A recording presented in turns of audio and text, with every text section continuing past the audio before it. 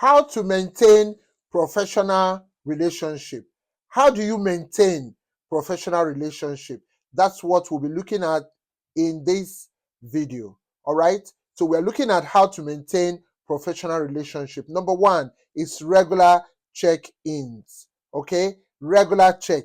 So keeping in touch with your colleagues, even outside the working hours, is very important. In a formal meeting or informal meeting, helps to maintain strong professional relationship. All right. Number two is constructive feedback. You need to get feedback from, you can ask the colleagues, the employees to appraise themselves. All right. And then you can ask the employees to appraise the manager.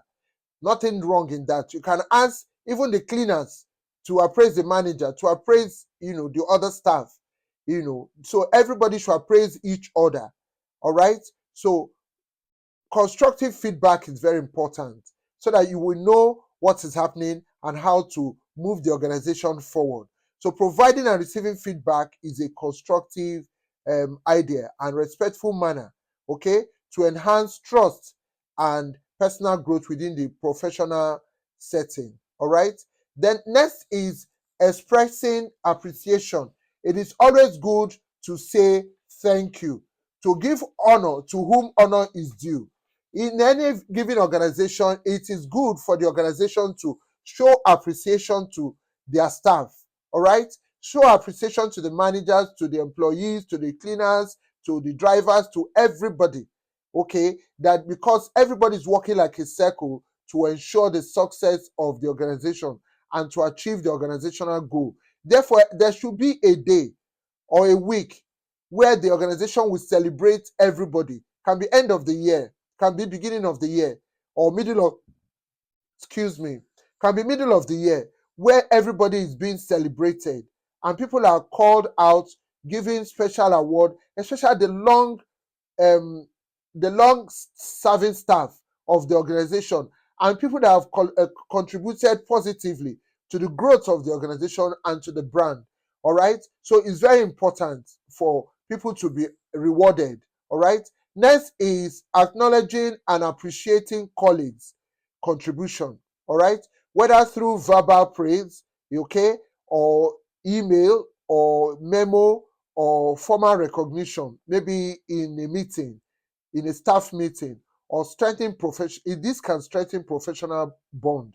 When in a staff meeting, you ask every staff to clap for one staff or two staff or three or four of them for doing a good job. Others will aspire to also do good job.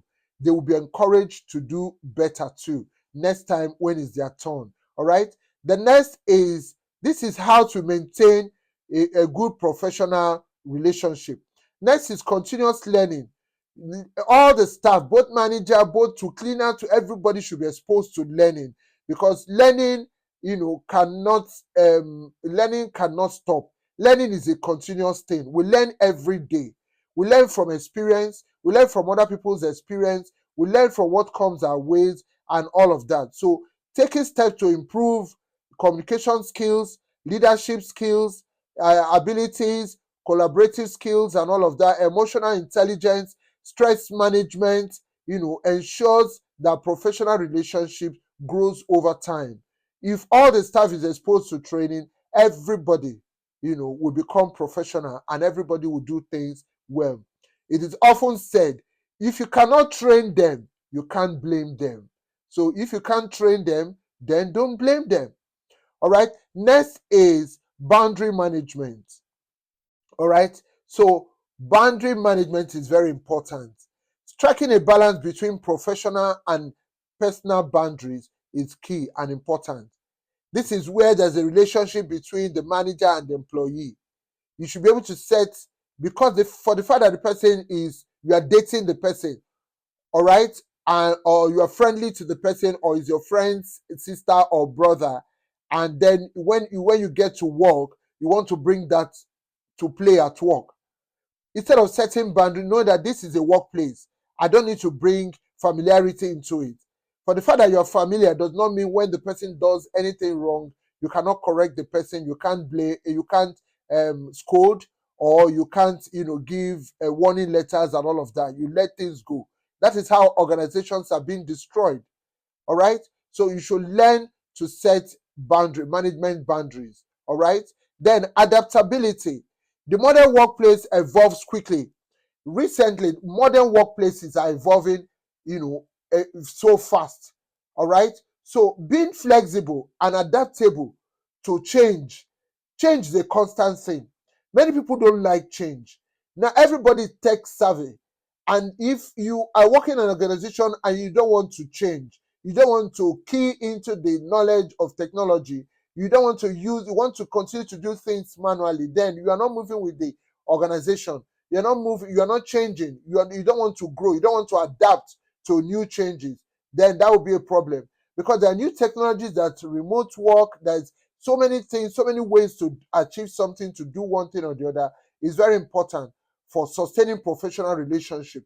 Sometimes some people have to work from home, so you don't have to complain, because that's the way the organization have moved and things are now working. And people work, because now some people work from home. They don't have to. Everybody don't have to come out and then cause traffic jam. Some people can work from home and still achieve the same thing, whether they are in the office or not. All right, and then it will create opportunity for the organization to employ more people, who some come to work, some are at home, some, some days some people come to work. There some people are there, they're working as hybrid, while some are working remotely, while some are full-time in the office. So all of this is a chain work to ensure there is success in the organization. All of this I have just explained are the ways you can maintain a good professional relationship. Thank you.